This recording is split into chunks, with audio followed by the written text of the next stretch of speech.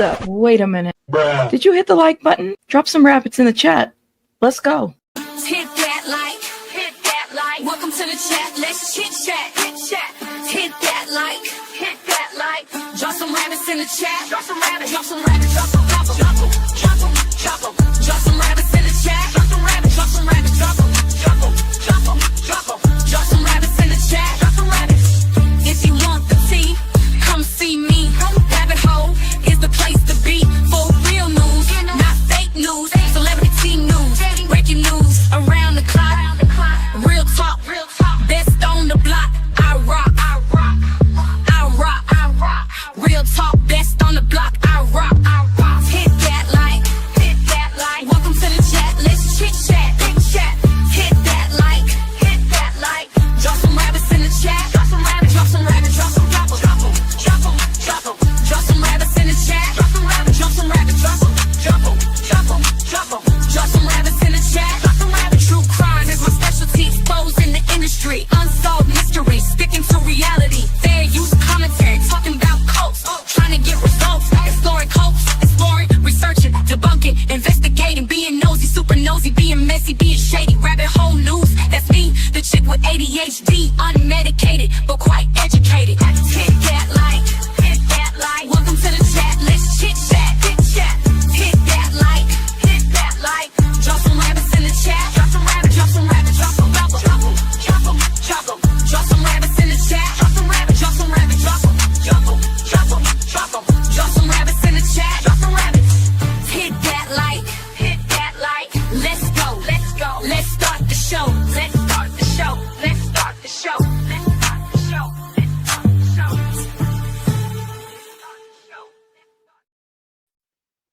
Hi, everybody. Welcome. Shout out to everybody in the chat. My goodness. Welcome, guys. Welcome. I am disorganized. Welcome, everybody. Welcome. Shout out to everybody. Thank you guys for being so patient and waiting for me. All right. Shout out to everybody. Look at this. Shout out to Ronan. Shout out to the members. Shout out to the mods, you guys. Thank you. Hope you guys are having a wonderful Saturday, May 30th. Happy New Year's. Yes, I said Happy New Year's. I did. Because it might be New Year's for somebody. You never know. You know what I mean? A new start, a new way to do things. Maybe somebody woke up and said, today I'm just going to start the 1st of January all over again. Didn't I tell you guys we were going to do this all the way till the very end? Well, I said, listen, at least till September. Then I might stop after that because I might be forgetting. There might be something else that goes on. Shout out to everybody. Oh, my goodness. Shout out to Rabbit Affordable doing some evenings again. Listen, we going to get there. All right, we're going to go back to our schedule. I told you all I've had to step back. We've had to handle some things, which I plan to, at some point update the people. But let me say this, we're going to get there. All right. And I'm so excited because there, new opportunities and different things are coming up. So I'm totally excited about that. But shout out to us. Y'all are amazing. I hope you guys are having a wonderful Saturday. It is, for those that don't know, I'm looking at everybody's weather charts. You guys have the sweaty booty crack weather going around, which is like my favorite time of the year. Y'all know I'm a summer girl. I like it when it's 125 degrees outside. I don't know what it is. I do. It's just like my favorite thing. I don't turn on the AC. That's right. Hair on bun, all the way up there. Loud music. Don't turn the AC on. Driving a whole metal tent around town and don't really care, But, because I heard my dad taught me growing up. He said, if you want to make your car last, don't turn on the AC. And I'm like, but they like, especially with these new cars, they make like really nice, like full blasting ACs now. No, Dad said, don't do it. So for whatever reason, that's stuck to my head. My first car was a white Ford Probe. With a sunroof. So we weren't turning on the AC at all. Anyways, is he right, Anna Banana? Shout out to Dad. And I'm hearing all kinds of, El Diddy news coming up, y'all. So we're going to follow up. There's so much that we have to do. So we're going to catch up. But shout out to everybody. You said that makes no sense, Rabbit. That's what Dad said. Listen, I don't know. But yeah, that's what. So ever since then, even if whatever car I've had, I don't turn on the AC. and everybody complains about it. Girl, if you want to come to Florida, we will be turning on that AC. Oh my god. See, but that area, y'all have a different level of heat than we do over here. Like the heat in Florida. I remember one time I flew into Ohio, and it was so like it was so hot. The heat over there on that side, it's just weird. It's different. It's weird. Maybe it's just a humid, but to the point where like your nose is like sticking to you. It's so weird. Anyways. Mm.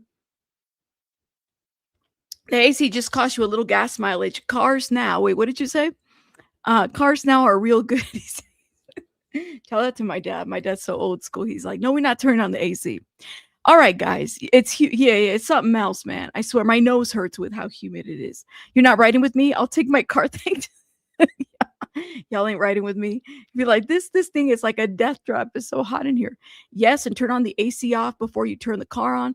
Off so you can turn the car. Well, y'all have your little tricks. Shout out to everybody. So let's get together, guys, because we have so much to review. Now, we have various topics. Yes, we're going to talk about D4VD, but we're going to save that at the very end for good reason. We'll spend a lot of time talking about that. But I want to talk about three things before we get to D4VD.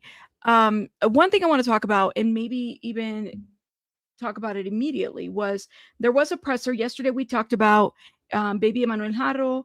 Like, did y'all, like, they completely demonetized my video from the morning. Well, they demonetized it. I didn't say anything other than just reporting on it, but apparently they were like, nope, so they blocked it completely, which it's unfortunate, but as long as the news gets out, that's all that matters. Shout out to Sylvia who sent me the press release. So this was released yesterday after Rebecca Haro pled guilty as like, first of all, as she should, but also like this plea deal that she got is a bit of a joke to me. I don't necessarily feel like, in my opinion, it doesn't seem like justice was really served in this case. But again, that's my opinion. I'm not really happy at all. But at the same time, it's like, well, okay, well then, I don't know. Did they have evidence? They have enough evidence? Why offer? I thought they weren't offering any plea deals.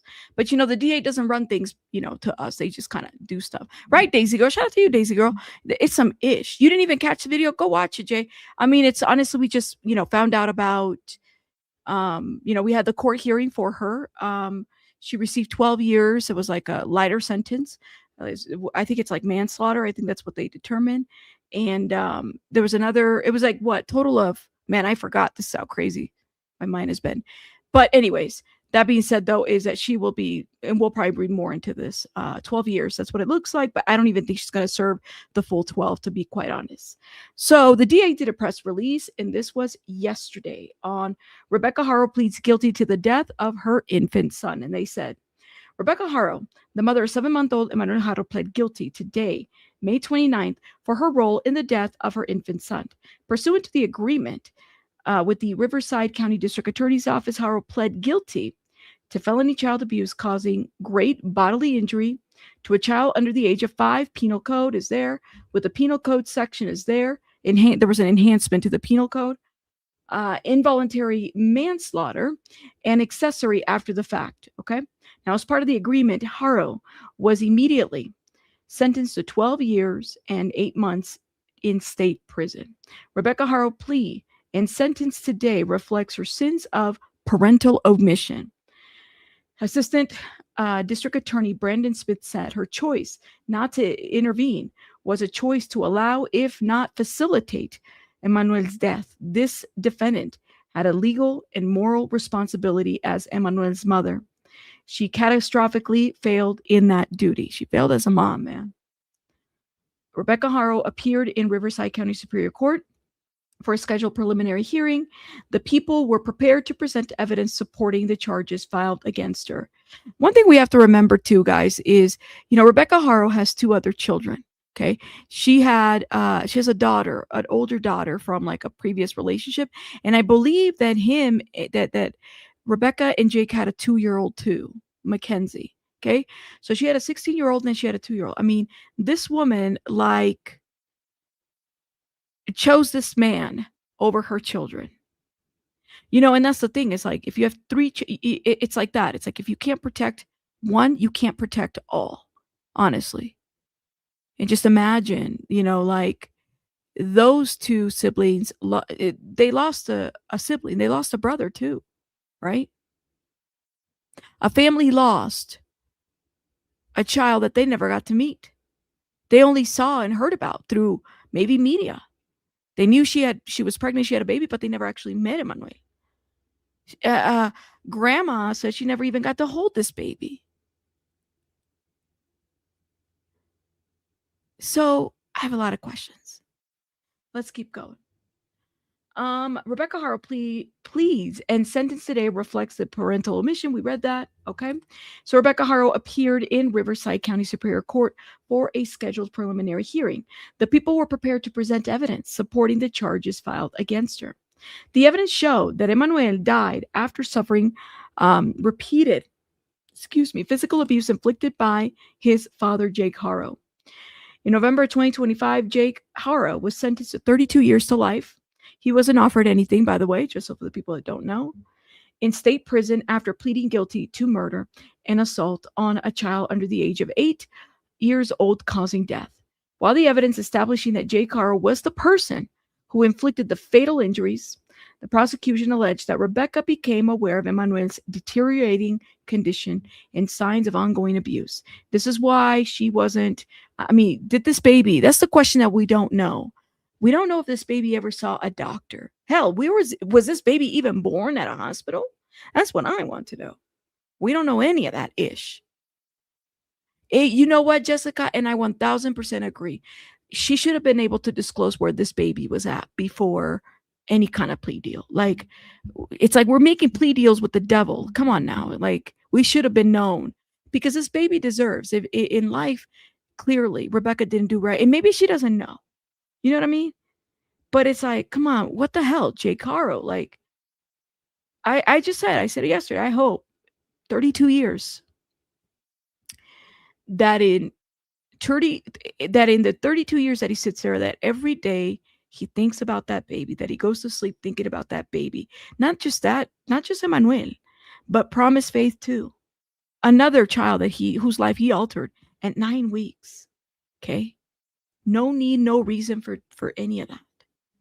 Further goes, while the evidence, hold up, excuse me, missed my spot. Like lost my train of thought in my line reading. While the evidence showed that Emmanuel died from suffering repeated physical abuse inflicted by the father, Jake. Okay, we read that part. Jake was sentenced to 32 years to life in state prison after pleading guilty to murder and assault on a child under the age of 8 years old. Okay. While the evidence established that Jake was the person who inflicted the fatal injuries, the prosecution alleged that Rebecca became aware of Emmanuel's deteriorating condition, okay, and signs of ongoing abuse, failed to protect him or obtain necessary medical care, and later participated in efforts to conceal that crime. I think she left him with that baby. Honestly, I think she left him with Emmanuel, just like just like Promise Faith was left with Jake Haro, and he gave some BS story too, and then he tried to blame his sister for it too. The investigation further revealed that after Emmanuel's death, Rebecca and Jake fabricated a false story claiming that Emmanuel had been abducted during a surprise attack in Yucaipa parking lot. Investigators with the San Bernardino County Sheriff's Department determined that the reported kidnapping never occurred. The plea resolves Rebecca Haro's criminal liability for her failure to protect Emmanuel and for her role in concealing the circumstances surrounding his death. As of this news release, Emmanuel's remains have not been recovered. Never been found. Will he ever be found? I don't think so, guys. Oh. And it really sucks for, like, can't put this baby in the community. Because if there was one thing that we saw throughout this whole situation was a group of people, like shout out to the TikTokers that were out there, shout out to the community that was out there, because they were really outraged. Yeah. I would agree, Daisy Girl. They shouldn't have done a plea until he was found. And Daisy Girl, thank you so much for the $4.99. You said happy Saturday, all. What was the reason? Justice for Emmanuel. I agree. Because when you fail out of everything, when a child dies in this kind of circumstances, children are our future, right? We want our children, grandchildren, children, whatever, to be able to be productive citizens. It should have been a lot more, harsher punishment for her as a child. This is not like even, when a murder happens, regardless, but like this is a child. Literally. Have you seen the Matt Brown News Alaskan Bush people? No, I have not. Venus, what is it? And thank you so much, Daisy Girl. Venus, I'm not familiar. You're going to have to tell me, love, about it. Don't even know that person. Thank you so much, Venus Blue, for the $2. You're going to have to tell me in the chat what this is. You said she did not protect her baby. She is just as guilty as him, period. She should have gotten 32 years, 50 years, even if not more. Yeah, in my opinion, he was garbage. Literally, that is why no finding body with the plea. Yeah, I agree. Hey, just breathe. Hey, everybody coming through. Exactly, Wendy Marino, like literally. Anyways, so it's interesting to see where when we covered that all the way to August, and I know we were prepared. All right, we're going to court. We're going to go to trial. We're going to go to trial over there. And I'm glad that they pled, but I don't agree with the sentencing. No, I don't. Okay, we got to talk about, and we do have to move on, guys. So we have to transition to something else that I am not too familiar with, but the people are messaging me. Okay, so when the people, and I have received like at least 5 messages pertaining to this, and I'm just like, what's going on? First of all, and it's not, I think it's a serious crime, but I'm not too familiar with this. But apparently there's this thing about Legos. I didn't know people were getting like scammed with like I knew that there were people that, there's people that do. Hold up, y'all. I got to get some tissue. Give me 1 second.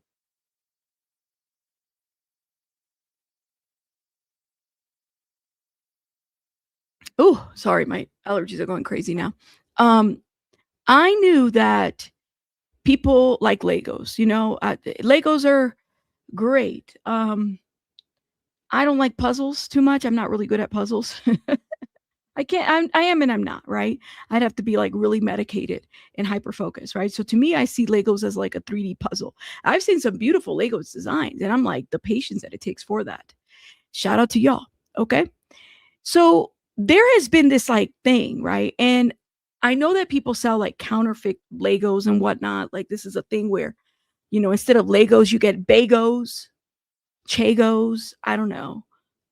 Instead of Legos, you get Chagos. It's like not the real Lego. I understood that. But apparently the people are getting scammed with Legos. And there's like a group of people and there's a company, like this stuff goes deep. Now I was listening to Moist Critical and he was breaking it down. There's this whole, by the way, shout out to the Lego sector. I didn't even know we had a Lego sector. Okay. No idea that we had a Lego sector, but this is a thing. There's a Lego sector, but the Lego scam apparently like it goes deep. Okay. So you have a Lego scam that like falls into 2 categories. This is what I understood. These were my notes. Okay. In-store return fraud and online counterfeit sales. Okay. And this is because Legos are like highly collectible and they have a great resale value. So scammers are constantly targeting Legos. There is this pasta and switch return scam where it involves basically like thieves that buy Legos at like large, expensive sets. They open the box and then remove the valuable figures and rare pieces and then reseal the box. Okay. And essentially what they do is that the scammers will fill the boxes with bags of uncooked dry pasta, like elbow macaroni, which fits perfectly and mimics the sound and shifting weight of a Lego brick. And when the box is shaken, like, it's almost like the same. See, even the sound of a Lego box, I'm like, didn't even know that people went that far to switch your elbow. Now that is a waste of elbow macaroni too. I will say that. I would be mad because I like me some elbow macaroni. Okay. Really never sell buy from them. So this is a company too. So it gets a little bit crazy. This story is not what you're talking about, Rabbit. These were legit sales. Well, there's a bunch of stories. This is what I'm saying. I've been sent a bunch of stories. I don't know what's going on with Lego, but apparently it's like all over and the people are sending me stuff. So let me tell you what else. So then there's that. Like, I guess you could switch your noodles for Lego pieces, and that's how the scammers are scamming. Crazy work. But okay, there's that. And then there's the fake store websites and too good to be true deals. So scammers create fake websites that look like identical official retailers, and then they, people get scammed that way. They give you like deals, but they're not really selling you. They're selling you knockoff brands of Legos. And then there's consignment and reseller scammers. Now, this was the other thing that I was like, okay, so yes, I understand that. Like, I remember, and I've gone to Goodwill. I love consignment. I love, Goodwill and all that stuff, right? And one thing I don't find very often is Legos, right? So I think people like they will resell them to like a consignment or reseller or something like that. People get really, really creative about this. So this is where uh, um, Ronan comes in, says brick and minifigs are resales. Never sell of OF. Buy front, buy for buy. Never buy from them. Excuse me. Okay, that's 2 words. Never buy from them, right? So that's that consignment part.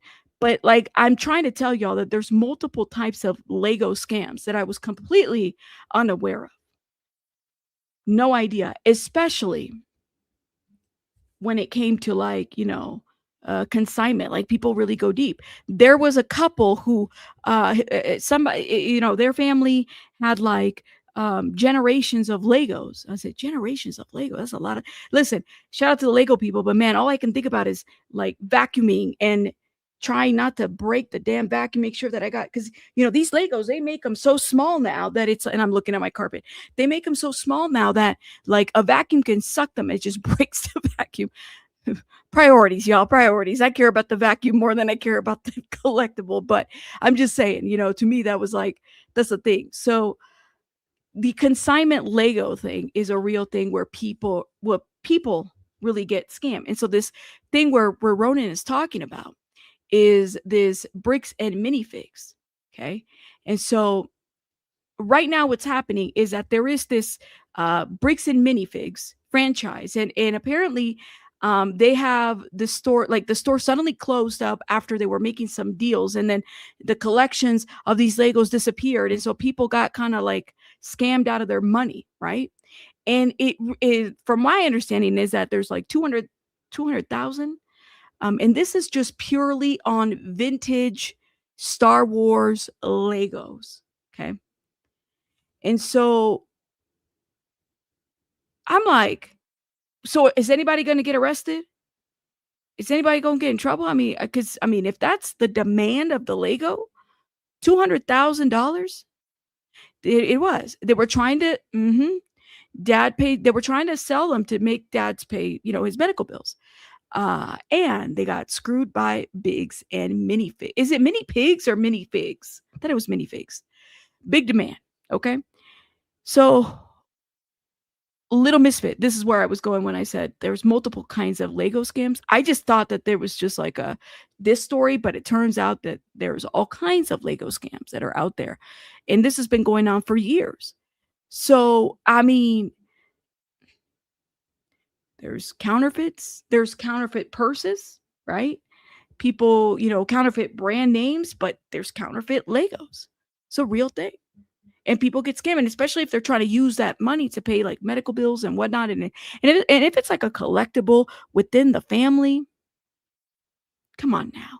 Yes. And then they closed down the store after he won the lawsuit. Now the LDS police are running cover for these scammers at the bricks and minifigs.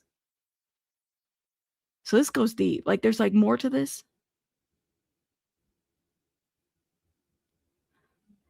I know, right? Like, Storm, I'm there with you, girl. I'm just happy when I don't step on a Lego in the middle of the night.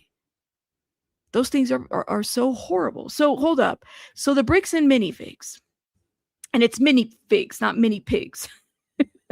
And a lot of this is out of Salt Lake City, right? I think that's where they try to like sue and whatnot from that area. And I did watch that. So there's a dispute about an overpriced Star Wars Lego collection. So that there was a YouTuber who jumped in and basically, I guess, started exposing it. Then the stalking charges in Utah. Okay, so then the feud on an older Oregon man's Lego bricks has spawned lawsuits, arrests, and Utah charges of stalking and trespassing. So they put this big old "we're closed" sign, like permanently closed, off of the store after I guess they took. Yeah. You said, I know, little me. Evidently, they weren't figs, they were pigs. This is all about. So now that, okay, Ronan, the Mormon church is connected to the Lego scam. You said Utah. Now, not only do we have to worry about that, they're connected to the Lego scam too. Lord have mercy. Are you kidding me? You have fallen on Legos. This is all about the Mormon church. Well, send me the article. Is there, like, did anybody do an investigation on that? That is insane. See, I didn't get that far. I just got to the part where life savings and medical bills and all this other stuff, and the Legos time, and then it was vintage, and it was a huge deal and whatnot. Say, wait, so the Mormons are buying them direct from Chinese sellers or factories? The brother cousin to the site. That was messy. The flipping claim. Mormons gone wild. Lord, yes, that's why I'm like, wait, that's the first time I've heard this. All the police reports, all the police there are Mormons. Okay, all right, I got you, man. Let me look at the Discord. Hold up, y'all. Crazy.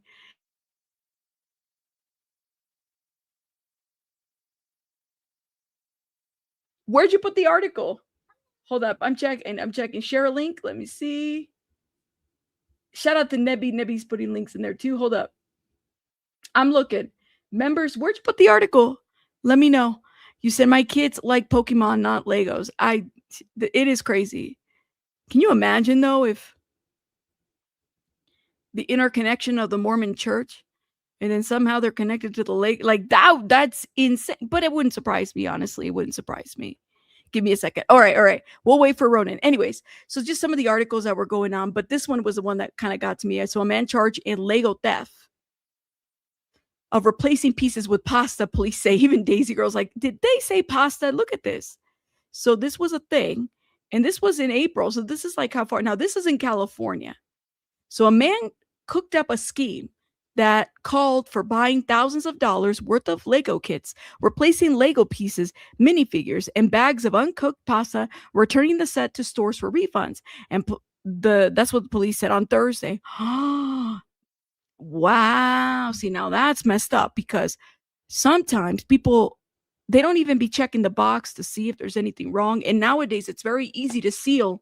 I mean, I've bought in Legos before. It's very easy to seal those Lego the bags, right?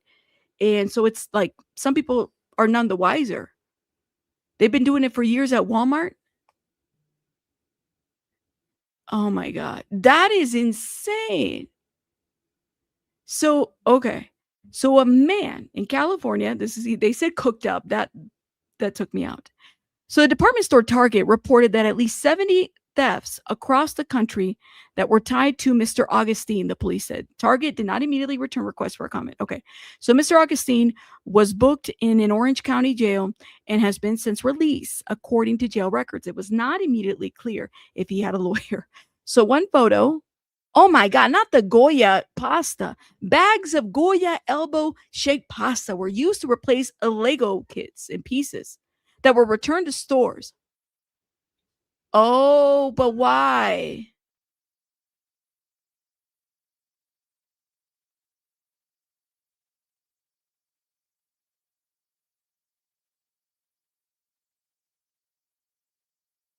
You said not Goya, not the Goya pasta. They went to the Goya pasta. This is all Goya pasta, y'all. Bags of Goya. One photo posted by the police showed an instruction book to a Star Wars class attack cruiser, which retails $79.99. Another photo shows the box to a Marvel Avengers tower building set, 5,201 piece kit that retailed to $500, y'all. On the Lego store website, the photo, several bags of Goya brand elbow-shaped pasta, which sells for less than $2 a bag, are in the front of the box. Oh, girl, no. No, it's not Lego, it's Chego. Oh my God. That is insane. Goya is like, why are we here? They involved in this is crazy. One photo posted by the police shows an instruction book to okay, we read that part, excuse me. So the Lego kits can sell from hundreds of dollars. With a Lego Death Star, for example, posted at like almost $1,000. Some kits and minifigures have gained significantly in resale value, such as the Lego San Diego Comic-Con 2013 Spider-Man, which is assessed to be more than 15,000 according to Brick Economy, a site dedicated to the economics of Legos. Wait, there's Lego economics? Lego pieces are small and untraceable. Man, I didn't even know they were worth. I mean, they're just as high as, well, back then they said that the Beanie Babies were going to blow up. I don't think they did as much as the Legos. While the police made light of Mr. August's pasta and switch method, calling it a positively terrible plan, his scheme was just the latest in the trend of the Lego theft. Oh my God. Okay. So hold up. Oh my God. Now, this is a long video. That do you have this is Charlie's video I watched today. Do you have a Ronan, is there a specific timestamp that you feel like would be more, because it's like an hour video, so we can't watch that whole thing. The video spells it out. Sadly, it's long. Maybe we can do it at an update later. Yeah, let me see if I can find maybe a timestamp of where it talks about the Mormon church, because that's really what caught my attention. I mean, the Mormon church in the Lego scandal is like the icing on the cake. Mormon. Oh, wow. Okay, Mormon is mentioned 13 times, so we gonna get to that part. Let's do that. So there's here it is. We're gonna go right there. So anyways, so that guy's probably in prison for the Lego pasta thing. That's crazy. That's a waste of pasta too. Okay, I'd be mad too, because elbow pasta is like, when you don't got money for food or whatever, you make yourself some elbow pasta, some whatever. It's very much good pasta. Anyways, is still going to be rejected until I find a way to have this good faith conversation with him. So there we go. One of the fetch quests have been completed here. He tried to have the conversation with Brandon. He got trespassed for it, submitted it, they accepted it, but he now still has to try and find a way to do it with Josh. After some more research, we found out that both Josh and Brandon are super hardcore Mormon. This becomes extremely relevant information later on as a... Wow. Wow. So these people are Mormon. Now, hardcore Mormons. Okay, I'm just going to go to the relevant parts. Enforcement officers that are constantly trying to have Ben and his team arrested, and actually do get them arrested, actually put them in cuffs and everything. They are also hardcore Mormons from all of the evidence Ben presents. So is there a chance that they were just trying to protect their own, even knowing that he is doing something highly immoral and possibly very much allegedly, potentially criminal, illegal? Anyway, as Ben is leaving, he and his team are pulled over again by the officers, who are now initiating another traffic stop. And it became pretty clear what the tactic that was being used here from Josh and Brandon was. Since Ben had told Brandon that he is now suing them personally, he's going to go after them personally. Yeah, we're going to have to watch some of this separate, because it's very confusing if we don't watch it. Now, hold up. But I want to get to the Mormon relevant parts. Now, Abraham, I just got your email. Let me show you guys the email that Abraham send me. I hope you're okay if I share this picture. Can I share this picture? I've seen this before. Matter of fact, I think my mom a year ago, my sister might have gotten this for her. Are you okay, Abraham, if I shared this picture? There's like Lego plants now where you can make a plant. It's really pretty, actually. I've seen it. Look at this, y'all. This is gorgeous. I was like, oh, okay, I can get down with this. Like, this is beautiful. Look at that. That's pretty. That's very pretty. Okay. So that gives me more of an adult vibe. I can get with that. I can see baby bunny pulling it apart. She just can't. She's not very good with things that are cute and they're sitting there. She always got to get her hands in there to have a say. That's how babies are. Anyways, let me keep going. Recognizing that there is nothing illegal going on here, and Josh keeps calling them out. There is very clearly a deep personal connection here. And you're going to see in a moment, it might be because they are Mormons and they are like very tight knit here. But Josh is able to just use the circus here, borrow the clowns, and keep sending them at Ben, but they don't have any like legal mustard to throw him in jail over. So now, in a last-ditch Hail Mary, he's coming to check the papers to see if the papers are fake, to get him on that. Like, these are fake papers. Give me it. You're going to jail, that kind of thing. But he's about to find out they're not fake. He is doing everything lawfully and legally. He has to try and serve these papers. Josh just won't play ball with them. And I guess they all play different ball over there because now the police are also actively trying to prevent that from happening too. They're standing in the way of justice. They're actively preventing the legal system from working. He could even just serve the papers for me. You okay if I give these papers to him? Yeah, for sure. Okay, just give me 1 minute. Okay, thank you. Sadly, we can't see the police officer serve Josh because the police department redacted all of it. But the only thing that really matters is that Josh is getting served. He does not want the paper. So He's not one of the papers? here's that back for you. What a surprise. How is that allowed? Hey, so he's serving you these papers, part of the legal process, an integral part of the legal process. Oh, you don't want them? Oh my God, I'm so sorry to bother you, Josh. Do you want me to fondle your balls, by the way, real quick? Oh my Okay, all God. right, let me do that real quick. Oh my God. I'm gonna go take no. these back over there to Ben now, all right? I'm sorry, I Let me didn't. stop. Let me stop. Let's keep going. It's from Brian, the collector's son, who got all their stuff stolen. And he has a theory of what might be going on here. Yeah, the cops down there are definitely all in with the Mormon community, and being the bricks and minifigs is part of that and worth millions. I would not doubt that they have donated hefty sums to the Mormon church. Oh my goodness. It's like giving Scientology. They're like all over the place. Which all the cops are probably a part of. Yeah, Brandon Best, Joshua Johnson, and Eamon, the CEO, are all super Mormon. Like, the CEO even went to the Mormon University. And when I looked up all the police officers who were treating me unfairly, they were all Mormon too. And they take care of their own, man. They are like a huge clan that takes care of each other. And instead of trying to get rid of the few bad people who are making Mormonism look bad, they're for some reason choosing to protect these criminals. But eventually, I got released from jail.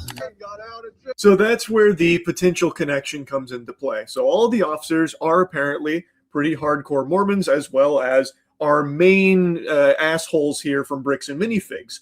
So that would explain why these officers are so cooperative with Josh in particular, even though they keep getting routine calls out there for nothing.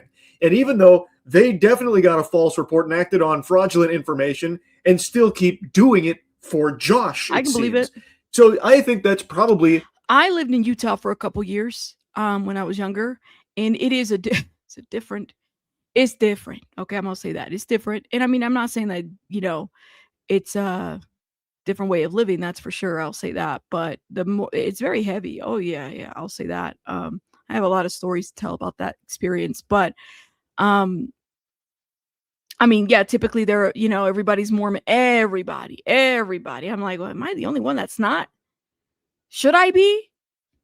No. No. Correct. I think Brian's right. I think it is because they are all part of this Mormon community that is just looking to protect each other. So instead of holding someone accountable like Josh, who is engaging very clearly in some extremely immoral shit and potentially criminal shit, potentially is doing a lot of heavy lifting there. I think there is overwhelming evidence to suggest there is definitely something very fishy afoot at the very least, and still refusing to give back those Legos to Brian, which, again, by his own company's admission, they shouldn't even have in the first place if they don't do consignment. Thus, they have no legal right to that inventory, and they are selling what is, by textbook definition, stolen property. All of this is something not even being considered by the law enforcement, despite Brian proving in court, winning his case, that he is the one being truthful, that his account of things is accurate, that the evidence is on Brian's side. It doesn't matter, though. It does not matter. At least to them, it does not matter. That's what I'm saying. It's like it's just It's a whole different way of doing things. So I'm not surprised. I'm not surprised that they were targeted or anything like that. That's just how it is. Let me see if I can go down a little bit to skip to some relevant parts. This is I need to watch this. Might watch. Maybe we'll watch it tomorrow a little bit. Where are we at? Okay. So Mormon police. Yeah. What we're doing is we're going to get a bunch of publicity to get basically all this money back for this family. Into some defamation stuff. Again, the police were thinking of any technicality they could think of to protect their Mormon friend. Look at your stalking code. See if it's that. If it's not, we're going to look at disorderly. If it's not disorderly, then we're going to look at the city ordinance. But after going through every law they could think of, it turns out that hanging this sign on a fence and then taking a picture of it for Instagram is not illegal. In fact, what the group is doing is actually protected under the First Amendment, freedom of speech. So one of the police officers let the group know that they were okay to keep doing this. Right now, I don't think you guys break the law. But this other police officer wasn't able to accept this reality. We're going to take it down. I love that. One officer's like, all right, so you guys aren't breaking the law. And the other guy's like, dag nabbit, and takes it down and throws it in the cruiser. So you can see them literally salivating and trying to really grasp at straws for any possible way of perverting the law to suit their puppet master's instructions, allegedly, to have them arrested. So they are doing everything they can to find some way, some excuse to arrest them, even though what they're doing isn't illegal. And the officers even said that on his body cam, by the way. I can actually hear what they're saying here. He sees it or give back to him? Is it an occasional crime? Is it disorderly conduct? Why? Is he upset about it? I mean, I guess. That's crazy work. Yeah, this police officer is right. Just because this might make Josh upset does not make this poster illegal. So I decided to let the police department know that some of the redactions they made aren't exactly what they're claiming they are. Redaction was. Okay, well, that didn't happen. That definitely didn't happen. No, I don't do that, Ben. I follow the Utah State Code, like I just said. Right here, the police are actually admitting to themselves that none of this is illegal. But It sounds very culty. I follow the Utah State Code. My face says it all. Let me tell you, Barbara Bish, this is probably the one time I'd say call Jayoma. Keep him all out of all the other cases, but call Jayoma on this one. I think he'd be perfect for this one. Here for it. Call Jayoma for this one. I think Jayoma's got it. Yes, very culty. I know, Barbara. I was like, this is giving very Scientology, very much so, very culty. But I'm not surprised. I told you I lived in Utah for a couple years, so I kind of know. Like, they close early the liquor store. That was enough for me to say I can't be here for too long. I'm out of here. Yeah, but I mean, it's a different way of life, and it's just, and I'm Catholic, so yeah. Okay, baby, you're right. The Catholics and the Mormons don't typically jive too well. And I'm not saying one is better. I mean, they're both crazy, just saying. But yeah, we'll say that. Okay. All right, guys. So we gotta move on because we've been spending a lot of time on that. Y'all make sure you guys hit the like button. Thank you. Okay. All right. Ooh, I have so many tabs open. I didn't realize it. My goodness, why do I have too many tabs? Too many tabs. All right. Shout out to everybody. Now let me shout out before I get too behind. Venus, thank you so much for the 5. Reality star. Oh, you're talking about the Matt guy? Matt Brown? More likely unalived himself. He was in a river. People heard a pop and he was seen floating away face down. Still not found? I've never heard of him. Oh my God. I'll put this in my notes. His name is Matt Brown. Alaskan Matt Brown. Wow. Hold up. Let me pull it. So he just committed S. Oh, he was young, guys. Alaskan Bush people. Okay, that's the show. Gotcha. Okay. Okay. Oh, wow. This is really sad. We'll follow up on that. Thank you so much, Venus, for this. I had never heard about him. And JPES, so thank you so much for becoming a member. Shout out to you. Y'all hit the like button, please, and thank you. Thank you. Yeah, I've never heard of him before. I'll have to check it out. Yeah, Utah's a very dry state. Yes, it is. Yes, it is. My friends, it's bad. Yeah, I've never heard of that. It's an interesting show. We could probably put it on the docket for tomorrow, as well as this Lego situation. I feel like I'm intrigued by the idea that the Mormons are involved in this thing. Crazy work. Okay, so we do have to move on, y'all. Let's talk about Scott Peterson. Now, what a turn of events as it pertains to Scott Peterson. Put a 1 in the chat if you believe. Now, listen, put a 2 in the chat if you don't. Put a 1 in the chat if you believe that Scott Peterson is innocent. Let me know. Put a 1 in the chat if you believe that Scott Peterson is innocent. I'm kind of curious to know how many people are going to put 1s. I haven't even looked at the chat yet.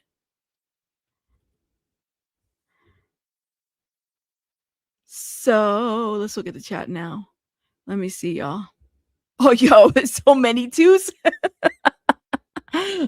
Not even 1. Wait. Somebody said 1. Your name is Quaffle. Is it Quaffle Knox? That's an interesting name. Rabbit is setting up her docket, y'all. Yes, consider this the docket. Yeah. So Mark Garagos. What? Jesus, like, wait, what are we putting 1s for? Mark Garagos, for those that don't know, he was like Scott Peterson's first attorney or something like that. He was, right? So a California judge officially dismissed Scott Peterson's 3rd habeas petition last month, now rejecting all 14 of his claims for a new trial. The court, now I was kind of like, okay, I'm here for a new trial because I wasn't okay, let me tell y'all something. The cops in the Scott Peterson case, I side-eye, okay? I even told you guys that. I'm not saying the man is innocent, but Scott Peterson is one thing, but those cops in the burglary that happened across, like, there was just so many ins and outs there that I was like, something's up with this situation. I don't know. You said, Rabbit, I'll email you later. I used to watch that show and subscribe. Okay, cool. Email me later for sure. I thought he would deserve a new trial too. I'll be honest with you. I didn't think it was like, I don't think he's innocent, but I don't think he got a fair trial. For me, in my opinion. Oh my God. Is my battery going crazy? Hopefully not. Hopefully not. We just got new batteries. I might have to switch it up. I don't think he got a fair trial, to be honest. That's my thought. Something was off with those people. You said he can get a new trial. I think he's guilty of well, it sounds like that was turned down just recently. And so that's part of the issue too. So Scott Peterson has been working with the LA Innocence Project, right? And so the LA Innocence Project has been helping him, because what do? If they don't feel like, they'll represent you if they feel like there wasn't enough or you've been wrongfully convicted, right? That's kind of their stance. So the Innocence Project offered new theories about a neighborhood burglary, okay, and the fetal growth timelines. And there was essentially they're saying that there was a lack of merit or was recycled. Like there was a lack of merit as far as certain evidence and kind of how they got to the point that they did. Also, there was the burn van. There was like so many nuances to this, right? Now, please know, I am not saying that Scott Peterson is a good guy because I don't think he is. I think he's a shitty guy. I do. Honestly. You cheating on your wife when she's pregnant with this woman. There is like all of it just doesn't make sense. You didn't want to be married. Okay. You wanted to move on and be a philanderer. I will give you that. I just don't know if he got a fair trial. And that is my concern. When I heard and everything. Yeah. After hearing new evidence. So that's my thought on that. But y'all, I think that if he's guilty, then there should be no problem to do a new trial, right? You said the van was not a thing. Well, they brought it back in. The van with the DNA. And I think we reviewed this last year too, right? You said maybe he can get Kim K to reach out. LOL. She's incredibly. Get Kim K. Get Kim K. Girl. It reminds you of the Watts case? Yeah. You think it's another Chris Watts. That's what you think. You said, watching in real time and living in that area, cops were tunneled and did shady-ish. That's my concern. That was my concern from the beginning. Am I freezing? Let me know if you guys see me freezing. Let me know, because there might be something going on that I might need to switch the battery. Okay, so let's watch this real quick, and then we're going to transition to D4VD, and I'm going to also switch the battery on my camera too. Weber Live, you know the name Mark Garagos. The legendary trial attorney who's represented some of the biggest stars in some of the most high-profile court cases in recent history. You know what I'm talking about, right? Michael Jackson, Chris Brown, Winona Ryder, they've all been clients of Garagos. But one of his most well-known clients had nothing to do with Hollywood. Scott Peterson. Scott Peterson was a salesman who hailed from Modesto, California. When his wife Lacey and their unborn son went missing on Christmas Eve 2002, it set off a media firestorm that intensified when Lacey's body was discovered in the San Francisco Bay over 3 months later. Now, Peterson was arrested soon after Lacey's body was discovered, and during his over 5-month trial, Garagos repeatedly pointed to the fact that the prosecution relied on circumstantial, not direct evidence to make their case. But despite that, despite Mr. Garagos' best efforts, a jury found Peterson guilty of 2 counts of murder in November of 2004, and he was later sentenced to death. Now, that sentence was overturned in 2020 due to improperly dismissed jurors, and Peterson, now sentenced to life, has been sitting in prison ever since. However, there's been a glimmer of hope for Peterson in recent days. Why? This is thanks to a habeas petition that was filed by the LA Innocence Project. And the petition claims that new evidence from a burglary across the street from the Petersons that day, the day that Lacey disappeared, maybe could provide an alternative theory of what happened. And though a California judge denied that petition earlier this month, the LA Innocence Project says it plans to appeal. And despite... Now, again, yes, Garagos represented him, but, you know, he represented all these other people. But please know, Garagos has flipped on Michael Jackson. So there's that. Keep in mind. Keep in mind. The judge's decision, that petition has raised some big questions about this case, which is why there is a new documentary that is hoping to answer those questions. It's called Scott Peterson, The New Evidence. It's set to air July 16th and 17th on A&E. This 2-part documentary special is diving. Another documentary? Didn't we just watch one? I felt like we just watched one last year. We got another documentary? Yeah, the camera's now better. It was kind of freezing. I think it was the battery. Like I said, I need to stop using the old batteries because they heat up. Shout out to Sylvia who got us the new batteries. Thank you, Sylvia. Shout out to you for watching the replay. You said, see the blonde hair he had? Why disguise it? That's right. You had the blonde hair. He flipped. It reminds you of Wade Wilson. I mean, y'all, my thing is that if he was rightfully convicted, then there should be no issue with the new trial.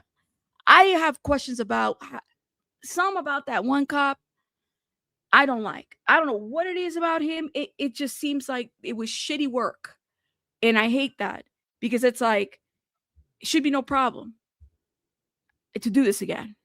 Into some of that new evidence, presenting a fresh perspective on a case that so many have already... To be fair, and again, I'm an outsider. I'm not in, Lacey's family. I'm sure this is very problematic and they would feel some type of way about having to go through this again. Right. So, to me, I respect that. But at the same time, it's like the way in which they handled the investigation. I don't know, man. This investigation was not well done. There's some about this investigation that doesn't really sit well. I don't know what it is, and I'm not saying, like I said, this guy's a piece of shit. He really is. He's a piece of shit in so many ways. But the investigation was just crazy work to me. He acted a fool for sure, but that doesn't connect him to the murder. Well, I need to understand this. That's my thought. That's where I'm like, I hate this for Lacey's family, right? But if he didn't get a good investigation, I worry about that aspect too.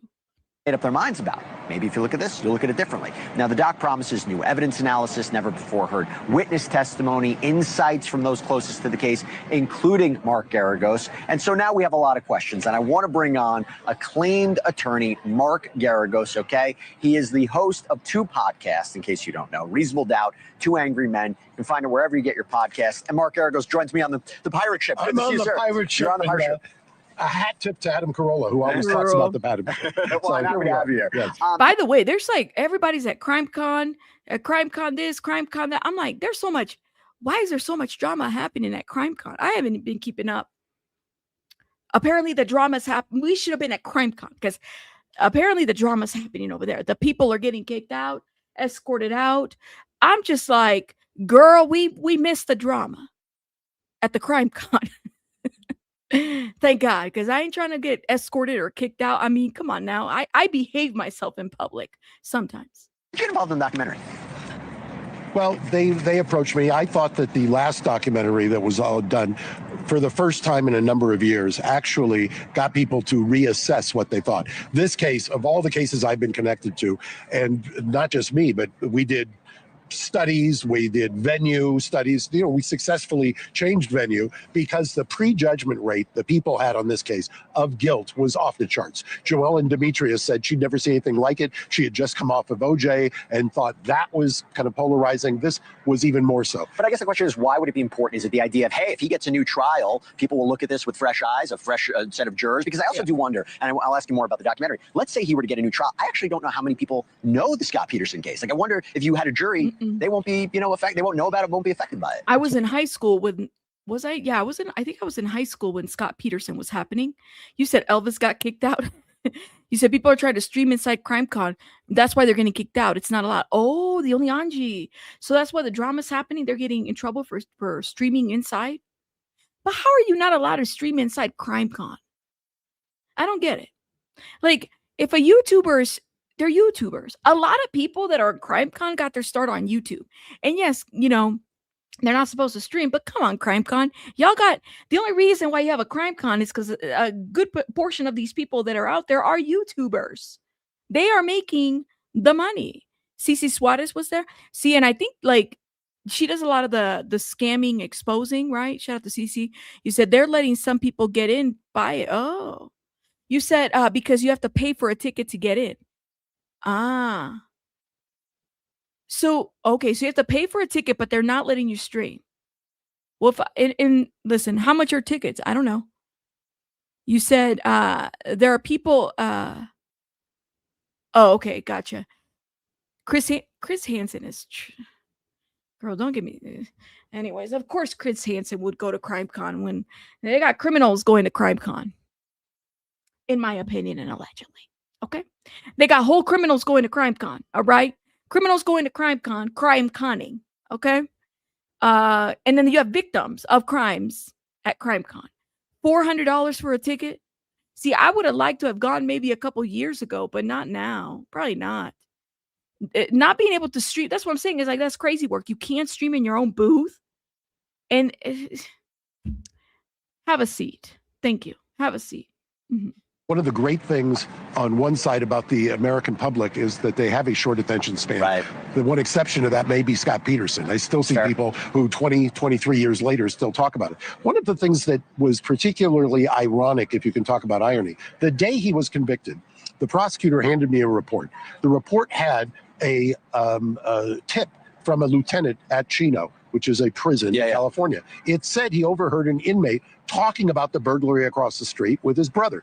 That report had not been turned over to us. They knew, you saw in some of the setup piece, pictures of Pat Harris. Pat Harris, who I tried the case with, was fixated on the van across the street and the burglary across the street. They had never told us that in Modesto PD had cleared the burglary, said it happened 2 days before or 2 days after, and that wasn't true. It was clearly not true. In fact, if you talk to any of the media, there was a media scrum out there the day after Christmas. There's no way the burglary happened then. So taking it back, if we talk about the documentary, we talk about the appeal, this never before heard witness testimony. I know you might be limited in what it can be, but if you're talking about an appeal, would it be fair to say this is somebody or people that you didn't know about, could not find at the time of the trial, or these are people that their testimony was hidden from you? Both. And in fact, one of the things that started or jump-started the Innocence Project was an analyst from the Department of Justice, California State Department of Justice. He, who had retired, said, hey, there was a van that was burned out the day after she was reported missing, and there was a mattress and it had what appeared to be bodily fluids on it or blood. They deep sixed that. They never gave that to us, even though they knew that's what we were looking for. One of the other things is this new scientific analysis, and this can be, a big portion of why cases can be overturned years later. Fetal biometric studies. What is that? Is it the idea if you can prove that Connor, their unborn son, was alive after December 24th, there's no way Peterson could have committed the crimes? I mean, that's exactly what right. is it exactly? And we had we tried to show that Connor was born and that he was outside of the womb, and there was tape. You also in the setup piece, he had tape around the neck. We thought that was compelling. The prosecution put on evidence with an expert. That expert has been debunked mightily ever since then, and now there is new science that shows that, in fact, given all of the ultrasounds and everything else that was done, that in fact he probably was born and was alive for a period of time. So that's a portion of what we also hear in tidal pattern data, also in the San Francisco Bay will be interesting as well. While I have you, because we are running out of time, I got to ask you about, there's a development in the Justin Baldoni Blake Lively lawsuit, which, by the way, I thought it was over. I thought they settled, but now there's a fight over money. Okay, let me stop. I don't care about those people. Even though it's an interesting lawsuit, I really don't care about. They settled, so now they're fighting again, I guess. I haven't been following that much. I wanted to, but it's crazy work. It's a lot of details to follow. You said any con based off of victim stories should be required to donate the proceeds to victims' funds. They don't. MJ Lee. They don't. That's what I said. Crime conning. Well, I'm just like, if you're a presenter or if you're a booth, if you're a creator and you're out there, you have your little booth. I mean, I don't understand. Why can't you stream from your own booth? That's what I'm saying. It's like you're profiting from the people. These are people, creators that are taking time off of their platforms to go out there, which is great. Like if you can go out there, but I don't know, man. I mean, CrimeCon brings victims and criminals together. They got people out there that have been convicted. I'm just saying, that's what I got to say about that. But anyways, so let's go ahead and move on to our last portion. That was on the conversation on Scott Peterson. So like I said, that's kind of my stance. I feel like there's more to it, but oh man, guess the court make their decision, which, I mean, he's serving life without a possibility of parole, and his legal team has stated their plans to appeal the judge's decision to a higher court. This is kind of where they're at. And I think Garagos is still part of that. All right. So we're going to move on. There was an article that I didn't see anybody talk about. And I was like, I really want to talk about this. I just didn't know. I've been so busy. I didn't know when I was going to talk about this. But I didn't see anybody talk about this article from The Wire. Now, is this an old article? It's from April 23rd. Well, about a month ago. Yeah, a little over a month ago. But it was coming from the perspective of a D4VD fan and kind of like fans, right? Because D4VD, there's some fans still, but it amazes me, the group of people that, and shout out to them, because they went from like, we were in the Discord, we were supporting, we bought the merch, we were there, yada, yada, yada. And then they said, nah, man, like, this is wrong. We feel bad. We saw videos, we saw this, we saw messages. They felt like it was something that they had to take upon themselves to, report what they could, let law enforcement know what happened when it came to D4VD and Celeste and the Discord and anything else, any screenshots, any timelines, right? So I'm like, I didn't see anybody talk about this, but I wanted to talk about this. So we're going to get into this article. It says they made D4VD a star. Now they want him convicted of murder. A legion of young fans propelled the singer D4VD to viral fame. Now that he's been charged with the murder of 14-year-old Celeste Rivas Hernandez, they say the clues were in their Discord all along. Yeah. So I had not seen anybody write an article or get I have not seen anybody outside of the TMZs taking information from the Redditors, and some of those Redditors are from the Discord, right? But this is actually coming from the perspective of like the people that were there when he went viral, when he went famous. I'm like, oh, I'm so here for it. I want to hear that perspective, because I think it gives us that other side of like, well, what made them, say this is wrong, and we need to speak out. We need to support justice for Celeste. Sophia was sound asleep at her parents' apartment when the unthinkable happened. It was almost midnight on Monday last September, and her phone wouldn't stop buzzing. She got out of bed and went over to her computer. Her body pulsing with adrenaline, messages were pouring on the Discord server she moderated. She began to panic. What the fuck is happening? One Discord user wrote in the general chat. Yo, I can't go to sleep now, wrote another. Dude, I have school tomorrow. Someone else chimed in. Daddy, D4VD may be getting canceled, a separate user wrote. D4VD slimed everyone, another user wrote, slang for murder. The Discord server known as D4VD Closet, for fans of the SoundCloud native singer-songwriter D4VD, was processing horrific news in real time. Hours earlier, on the afternoon of September 8th, a decomposing body had been discovered in the front trunk of a black Tesla in a Los Angeles tow yard. It was registered in Texas to then 20-year-old David Anthony Burke, the real name of D4VD. Sophia, who is 24, lives in Canada, was near speechless. She, like many sources in this piece, asked to be identified by either a username, pseudonym, or first name out of fear of harassment. Shout out to Sophia. Sophia, if you watch any of us, thank you so much for telling your story. Thank you for those that were in that Discord that were fans. She's 24 years old, very young, and I think it's amazing that she said something as well as anybody else who spoke out. Shout out to y'all. So she used a pseudonym. Bro, what the F? She typed in the Discord general chat, her hands shaking. Just what the F? It wasn't just the gruesome headlines that rattled her. This real-life homicide eerily paralleled the fictional ones depicted in D4VD's song, lyric, and music videos. There was, most obviously, his 2022 breakout hit, Romantic Homicide, a moody electric ballad that Sophia had first discovered, like so many others, as a viral earworm on TikTok. In the music video, D4VD dressed as Itami, his murderous, blindfolded alter ego, stands in front of a woman, lifeless, blood-splattered body. Knife drops from his hands. Then there was the 2025 music video for One More Dance, which invokes a 1990s horror movie. It says the Blair Witch Project, but it says I love Blair Witch Project. Okay. The opening scene shows Itami again, played by D4VD, dragging his own body across the ground, dumping it in front of a car, and watching his friends stuffed it in the trunk. The video accumulates with his friends burying him alive in an open grave. Now, D4VD's fans wondered in the Discord server, was D4VD's art imitating his life, or was it the other way around? D4VD didn't kill someone. Itami did, one user wrote. He was trying to tell us all along, wrote another who posted an image of a particular catchy lyric from Romantic Homicide. In the back of my mind, I killed you. Sophia joined D4VD's Discord more than 2 years earlier.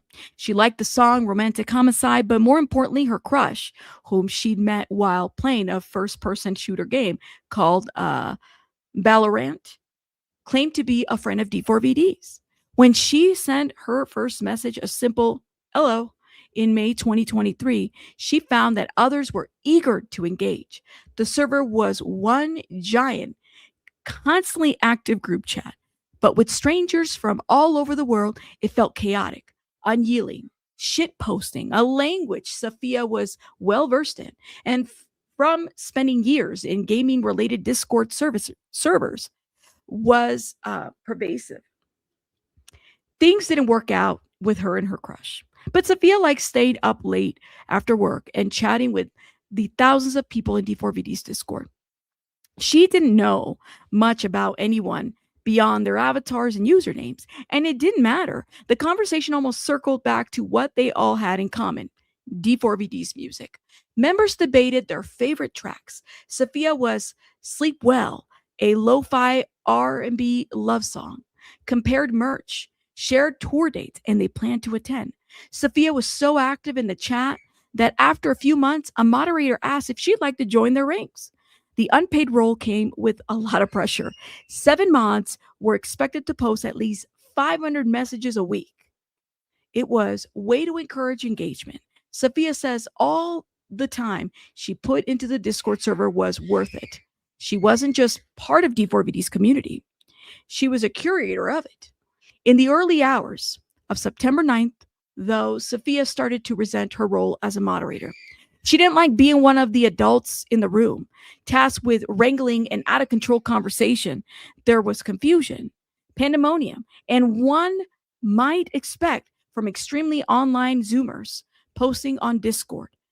There were jokes, many in exceptionally poor taste. Some speculated that D4VD had been framed and that the news was fake, or that this was all promo for the forthcoming album D4VD had been teasing incessantly on social media. As anxious as Sophia felt discussing a murder case in real time, one involving a suspect that everyone had at least a parasocial relationship with, was also kind of thrilling. Sophia was close enough to D4VD that they had each other's cell phone. Sorry, y'all, baby bunny. I don't know if y'all can hear her, but she's playing. They had each other's cell phone numbers. He'd even FaceTime her once to ask for help deleting a Twitch stream. Sophia was on another call and missed it. She liked D4VD, of course, and felt protective of all his career. So David called her to delete a Twitch stream. And it kind of made me wonder, well, which one was that? Which one was that? You know? Okay. Okay. Initially, Sophia thought there was no way D4VD could have been involved. He just played a show in Chicago, and she figured someone must have borrowed or stolen his car while he was out of town. To her, it seemed like an injustice that this would happen just as D4VD was about to become a world-famous superstar. He was 2 weeks away from playing the Grammys Museum in Los Angeles before headlining a European tour the following month, capping off a dizzying year in which he also made his Coachella debut. Guilty or not, Sophia knew the damage had been done. Okay. Tour finna get canceled, Sophia posted in the general chat of the Discord server. A short while later, in all caps, her frustration boiled. This boy got collab left and right just for this shit to happen. Soon the grave reality of the situation began to sink. We finna end up in a documentary, one user posted. At around 2:15 a.m., at 7 a.m., the speculation of D4VD's Discord server had become so rampant that the moderators disabled new posts. Sophia was scared, feeling as if she had suddenly been thrusted into a criminal investigation. Over the next several days, D4VD remaining tour dates would be canceled, just as Sophia had predicted. So would the deluxe version of his first studio album, initially slated for release on September 19th. His just-launched fashion campaign with Hollister and Crocs would get canned. And the Grammy-winning singer, Kale, would pull her debut with D4VD from streaming platforms. It seemed too many of D4VD's former fans that his arrest for murder would be imminent too. When it wasn't, they took matters into their own hands. Overwhelmed by the sense of urgency, one-time D4VD stans began combing through his Discord server, suspecting it contained information so incriminating that it was only a matter of time before it got wiped. In the end, even Sophia couldn't have imagined how quickly many of her peers turned against their favorite musician. Splittering and spiraling into a feverish and often personal quest for justice.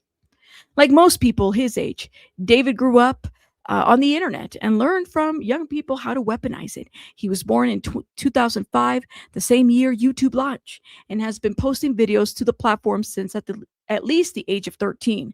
Around the same time, he moved with his devout Christian family from Queens, New York to a middle-class suburb of Houston. Some of his earlier uploads are screen recordings of his plays on Fortnite, battle royale style video game. he was obsessed with. They offered him the attention and social interaction he seemed to be otherwise lacking. We reviewed that. He was definitely lacking it. He was grinding. He was posting every day, playing every day. He was trying his hardest to get somewhere, says 21-year-old New York-based gamer who goes by the username Sacred WTF. Bro, I would just wake up sometimes and it would just be multiple posts from him. He was just trying to pop off, just get one good video. By 2021, D4VD was 16 and already building a brand as a socially awkward outcast who spent nearly all of his time online. It helped that he was homeschooled. Sometimes it paid off when he started catering to the YouTube algorithm by adding popular songs to his Fortnite video. They racked up hundreds of thousands of views and generated a lot of money in ad revenue. He'd later tell musician Benny Blanco in an interview, but those massive views also brought copyright strikes, warnings from YouTube, prompted by label records to remove the song or risk getting booted off from the platform. That's when, according to now mythic origin story that D4VD has relayed in the press, his mom had a life-altering suggestion. Why didn't her son make his own damn music? Using his iPhone, a pair of earbuds, and a mobile app called BandLab, D4VD, he adopted the moniker around this time. In part of the search engine optimization, huddled in his closet and his sister's closet and recorded himself freestyling over a royalty-free piano beat he found on YouTube. He uploaded the track called Runaway, so SoundCloud in December 2021 and tagged it with keywords that helped him go viral. Hashtag emo, hashtag chill, hashtag lo-fi, hashtag slow dander bird, hashtag blow this up, hashtag for you page. But it wasn't until July 2022 when he self-released the ballad Romantic Homicide that then 17-year-old really blew up. 2 months later, D4VD signed a deal with Interscope Records Darkroom imprint. The comparison to Billie Eilish, who also scored a deal with Darkroom as a teenager after uploading a track to SoundCloud, were immediate. In magazine profiles, D4VD was a new kind of wonderkind, a shelter gamer who accidentally became a pop star seemingly overnight. GQ dubbed him a mouthpiece for Gen Z heartache. Jeez, that's a NME declared he was a multi-genre visionary, and Billboard christened him D4VD, one of the alternative music's most promising new artists. When I found him, it was like, wow, he made this in his closet, on headphones, on BandLab. That's so cool. I couldn't do that too. I could do that too. So this was a popular TikToker who used to dream about collaborating with D4VD. His name is Kayer. I'm not familiar. That was his whole thing. That was his claim to fame. I think that's really what brought in a lot of young audiences. Before Kayer found his niche, dressing as a Teletubby and singing in the shower, he was inspired by D4VD's humble beginning. Wait a minute. He dresses like a Teletubby and I've never heard of this guy. Dressing as a Teletubby and singing in the shower. You guys better hit the like button, please, and thank you. Okay, we almost done with this article, hopefully. I mean, I didn't know that was a thing. That took me out. I'm just like, he was a Teletubby in there. Precipitancy as a millennial, I know what a Teletubby is. Why would you dress as a Teletubby and sing in the shower? It's dressing as a Teletubby and singing in the shower. We gotta keep an eye on him too. So he was inspired by D4VD's humble beginnings. People looked up to him. Kayer, we'll have to look him up at some point, says because of D4VD's explosive breakout from a homemade, I made this in my bedroom niche. That's where D4VD lived, and he kind of was the most successful to do that. D4VD communicated with the super young fans through his Discord. His server was created by a fan named Moji around the time he signed his record deal. Though not officially affiliated with Darkroom, the Discord had a clear benefit to the label. It was a way to promote its releases, tour dates, and merchandise directly to superfans. Moderators, which were mostly other fans, but also included at least one member of D4VD's management team. Mogul Vision was a moderator of D4VD's Discord. I had no idea. Put a one in the chat if you knew this. If you've been following this story from the get, I don't know if Flojo is in here. Flojo, I'm wondering, did you know that there was I thought I saw him earlier. Shout out to Flojo. So the management, Mogul Vision was a moderator in the Discord, and occasionally D4VD himself shared links to new content, encouraged members to subscribe to D4VD's email list for pre-sale ticket codes. Neither Mogul Vision, Darkroom, Interscope, A&M Records, nor the parent company, UMG, Universal Music Group, responded to a request for a comment. Oh, so all of these people are all affiliated. That's interesting. Universal Music Group is not giving a comment to this. The tactics also cemented D4VD's perceived authenticity as a chronically online teenager without much media training.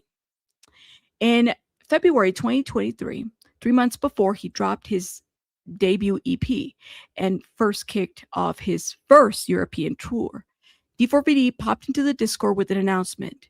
He'd officially named the blindfold character he'd portrayed in the video for Romantic Homicide. His name was Itami, the Japanese word for pain. D4VD explained that he was only the first. Oh, look at this. D4VD explained that he was only the first character of many to come in his own cinematic universe, which he called D4VD verse. A few days later, he posted about Itami on X, telling fans to feel free to leave conspiracy theories. In the YouTube caption for a music video featuring the character, D4VD took the concept a step further, instructing his fans to look for Easter eggs. Hold up.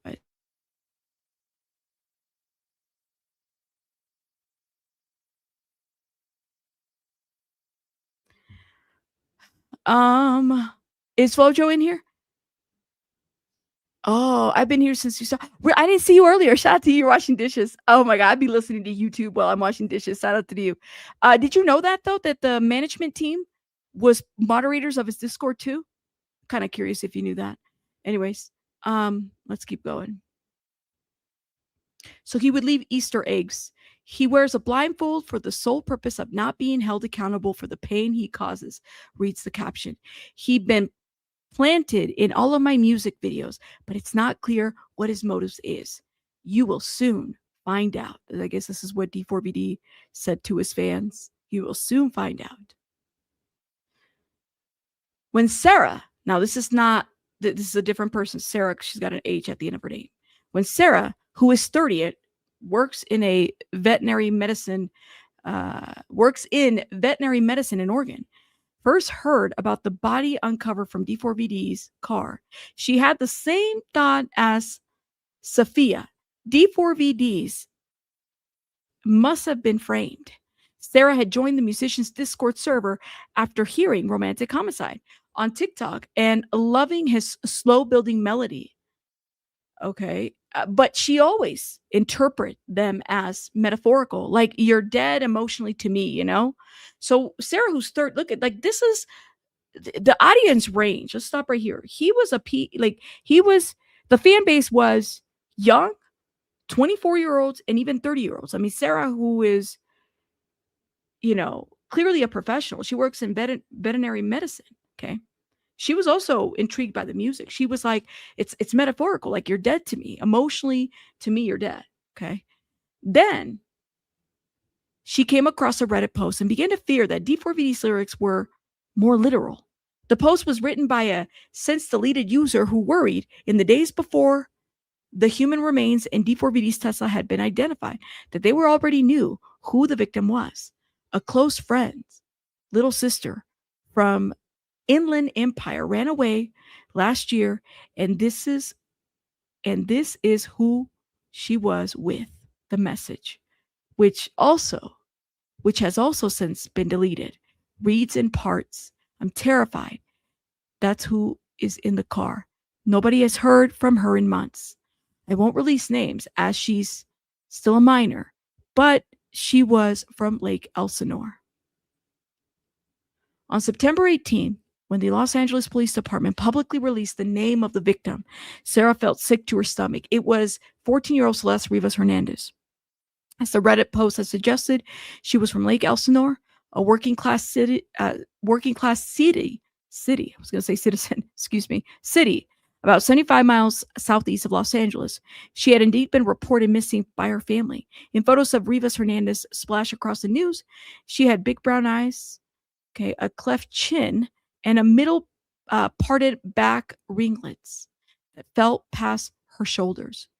She wore a gold cross from her neck and dressed like a middle schooler. She was in jeans, sneakers, zip-up hoodies from The Gap. Okay. From Sarah, who says that she was groomed as a teenager by an adult in the gaming chat room. It was not difficult to imagine that Rivas Hernandez may have met D4VD online, maybe even in a Discord server. Sarah remembers thinking, "I've been Celeste. I've been in her shoes." It wasn't the first time that Sarah, who enjoys sleuthing and had grown up watching the 2010s reality show Catfish about people using fake online identities, had empathized with a young female murdered victim. In the summer of 2021, she followed the online investigation into the disappearance of 22-year-old Gabby Petito after weeks of searching a near endless stream of viral YouTube and TikTok videos. Petito's remains were found in a national forest in Wyoming, soon after her fiance Cade himself, leaving behind a notebook in which he confessed to her murder. Sarah was less than 3 years older than Petito at the time. She'd also been in an abusive relationship. "I thought that I would end up like her," Sarah said. Fueled by her anger about Rivas Hernandez's murder and her own experience with men, Sarah, like legions of others who once streamed romantic homicide on repeat, turned on D4VD. Sarah blocked his music on Spotify, joined the newly created Discord servers with names like the David Case, and David Leaks, where former fans were now scouring the artist's digital footprint for traces of Rivas Hernandez. True crime buffs, many of whom had never previously heard of David, that's me, D4VD, but were now scandalized by his morbid lyrics, became engrossed with the murder mystery too. They swarmed the r/D4VD subreddit, where fans once posted interpretations of song lyrics and D4VD social media posts. Only now, the speculation was unified and turbocharged by a shared theory that D4VD groomed Celeste Rivas Hernandez online, engaged in an sexual relationship with her, and housed her when she ran away from home at just 13 years old. Rivas Hernandez was reported missing in the Riverside County Sheriff's Office at least twice in 2024. Okay. Once on Valentine's Day and then again in April following a brief return home. 911 call logs obtained by Wire suggest Rivas Hernandez's home life may have been tumultuous. Roughly 3 weeks after her second disappearance, the Riverside County Sheriff's Office received a call reporting the suspicious circumstances at her family home, which sits on the same block as a liquor store and an auto repair shop. On Christmas Eve, the Sheriff's Office fielded a call reporting an alleged battery that had just occurred at her home. A report was not taken, and the Riverside County Sheriff's Office declined to offer specifics. A lawyer representing Rivas Hernandez's parents did not respond to a request for comment. Ooh, this is an interesting. So there was an alleged battery report. Okay. The mystery surrounding Rivas Hernandez's death made news globally. It really hits on a lot of issues like the exploitation and abuse of minors in Hollywood, specifically, and the system and how it protects or fails to protect minors, says Amanda, a 30-year-old speech and language pathologist who grew up grew up close to D4VD's Texas hometown and became intrigued by the case after hearing about it on TikTok. She was a minor. She was vulnerable, a runaway in the streets of Hollywood. You know, like, could you be more vulnerable? In the fast-growing subreddits like R D4VD and R Celeste Rivas Hernandez and R Justice for Celeste and R D4VD Idiots, Rivas Hernandez became a martyr nearly overnight.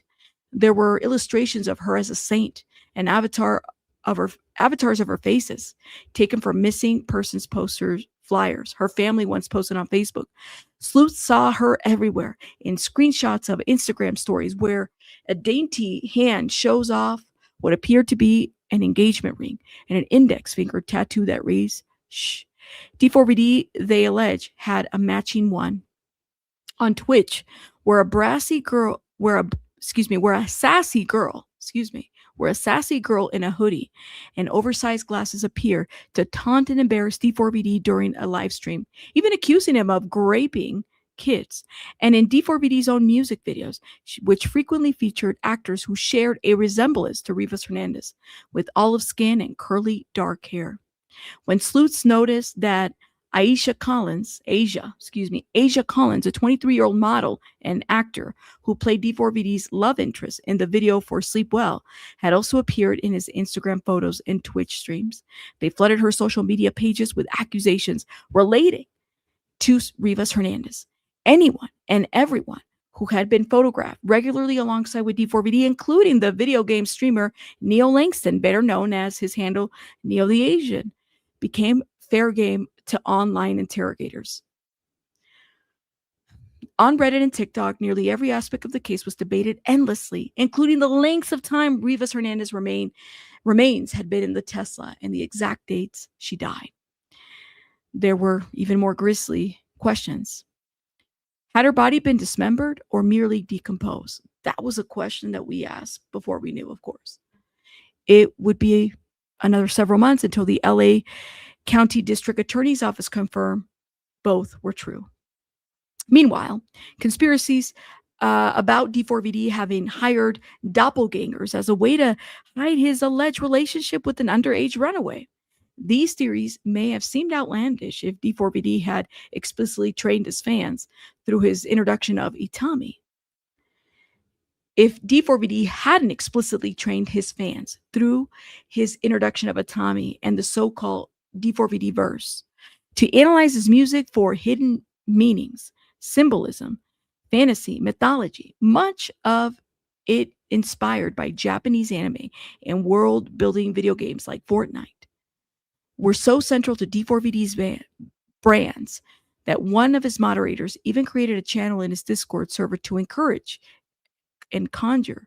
The channel was described as a place to discuss your theories and whatever you think the lore is going to be in future projects. Wow. It was a chilly September afternoon, but Ghost felt flush. Glued to the computer in his bedroom in New Jersey, he just stumbled upon what he considered a bombshell piece of evidence. Ghost had joined D4VD's Discord server in 2022, not long after it was created. He and D4VD in the same Fortnite-related Discord servers previously, Ghost says, and when he found out that D4VD was a musician, he was excited to be among the first to know about new releases. But within a couple of years, Ghost, along with many other early fans, had grown impatient with the singer, whom they felt was spending too much time on TikTok and not enough in the studio. In one TikTok from early 2024, D4VD professed to be consumed with a Hello Kitty girl he'd met 3 years earlier. In another, posted later that year, just before D4VD acquired nearly half a dozen new facial piercings, he trolled his fans by captioning a video of himself driving a Tesla and listening to new music from Tyler, the Creator. I'm too busy playing Fortnite to finish my album. When D4VD's first studio album, Withered, finally dropped in April 2025, Ghost was thrilled. Oh my God, these are like concerning shrines. Very concerning shrines. But his feelings changed completely 5 months later when he heard about Rivas Hernandez's murder. Hold up, guys. Sorry, y'all. But his feelings changed completely 5 months later when he heard about Rivas Hernandez's murder from a video that autoplayed on his YouTube feed. It's like a switch was flipped, he says, imagining that Rivas Hernandez must have been the Hello Kitty girl. Ghost surged with anger and a desire for vengeance. He could feel himself splitting into detective mode. It was, as his online aliases might suggest, one that he particularly enjoyed.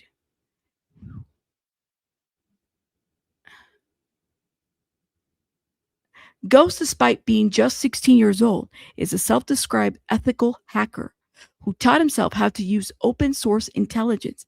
It all started when one of his friends in middle school was blackmailed by a catfish account on Instagram that threatened to release embarrassing photos. Ghost considered himself a computer savvy and wanted to help. When he verified the IP address and the identity of the catfisher, Ghost says he realized, hey, I'm actually really good at this. Wait, so he's hacking at like 16 years old? Wow. But even then, Ghost was startled at how seemingly easy it was to dig up a mention of Rivas Hernandez in D4VD's Discord server.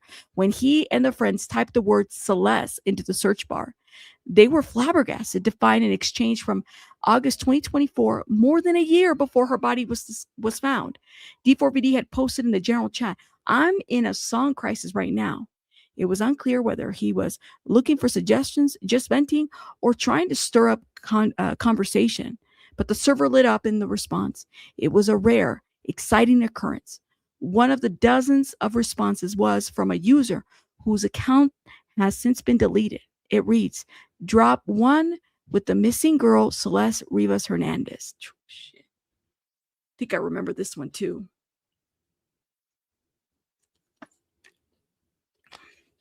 Beads of sweat dripped into his mouse pad as Ghost realized that some messages in the server were being deleted in real time. He wondered what kind of incriminating information moderators or even D4VD himself might be trying to hide. How about Interscope? What are they trying to hide? They'd already disabled the chat, and Ghost worried it was only a matter of time before they wiped the server completely. He remembers thinking, I have access to the server that's being limited as we speak, and I'm going to do everything in my power to archive it. My only chance is now. If I miss that chance, I won't be able to do it again. I won't be able to do anything. Whew. Okay.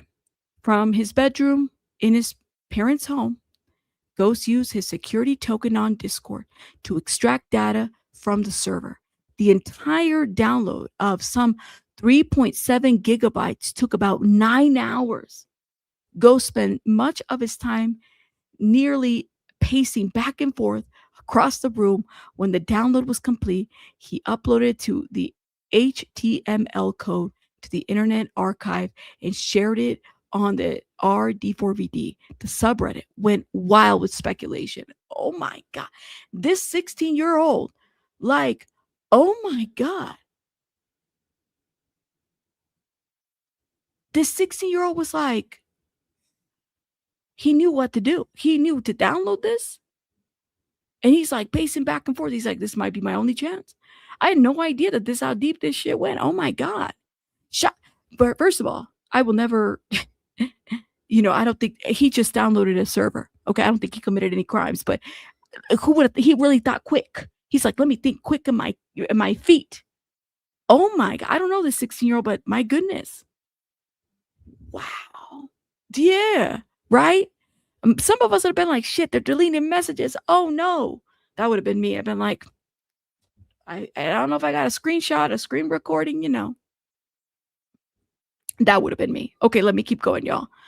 Okay. I think we're almost, let's see. A few days later, let me see how much more we have left. Oof. We might have to do I'm going as much as hopefully Baby Buddy doesn't come in here and interrupt, because if not, I might have to finish this later on. This is a really good article, though, I will say. So the reason maybe why we got a lot of screenshots is because of him. So a few days later, May, a 22-year-old law student in the Netherlands, was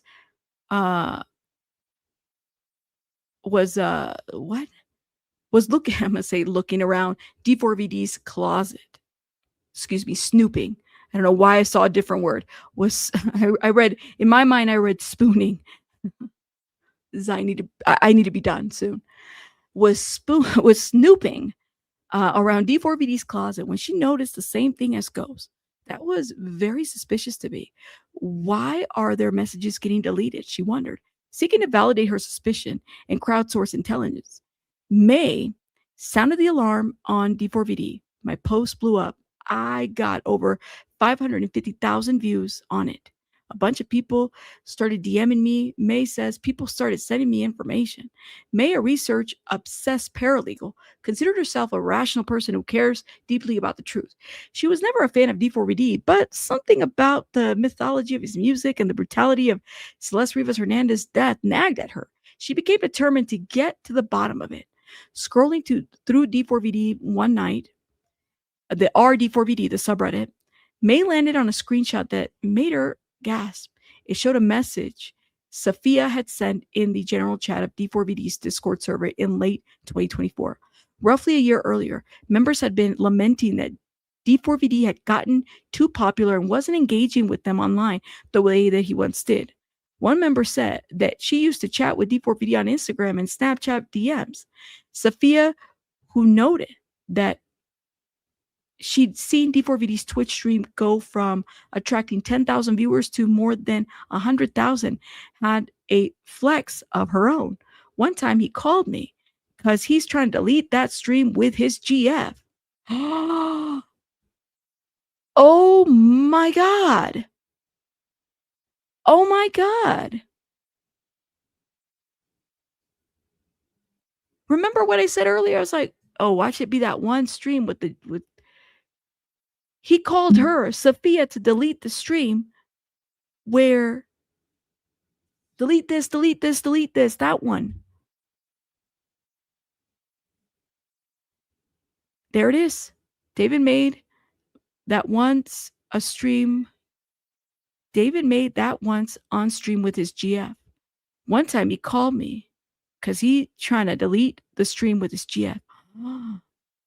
May believed, like a lot of the other Redditors who had been snooping around, that the girlfriend in question was Rivas Hernandez.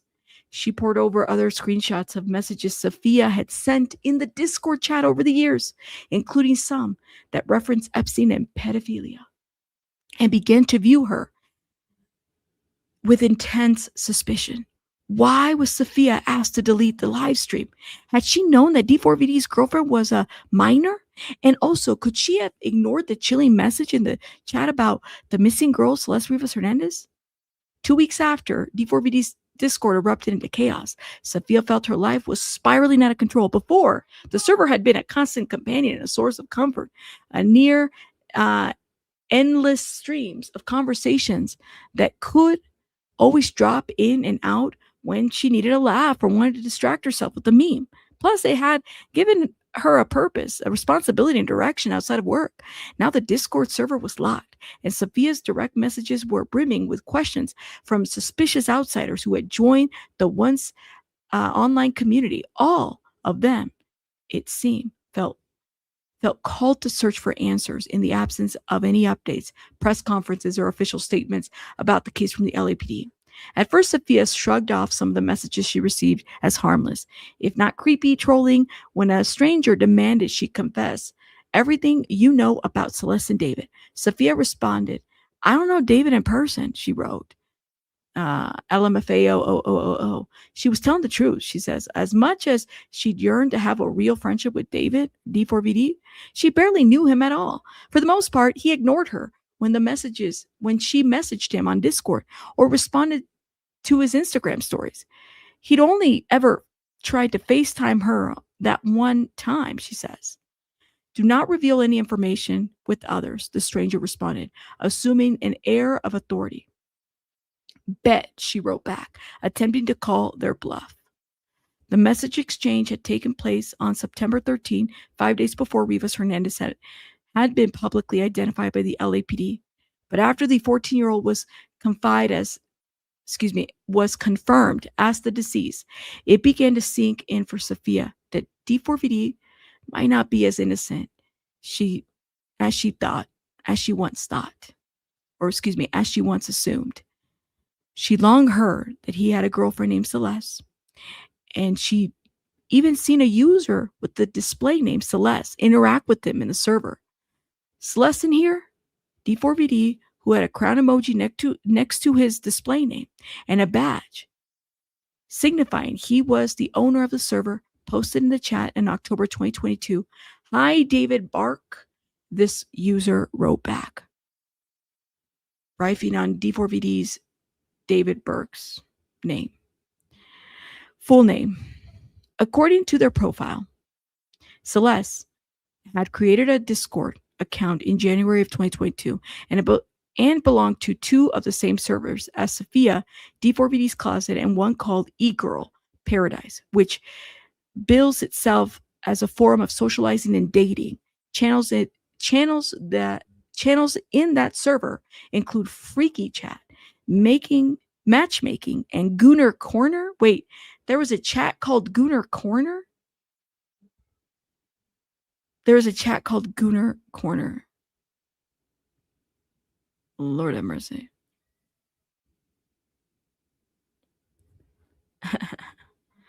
Yeah. You said, I'm not a smart man. Forrest Gump and D4VD probably.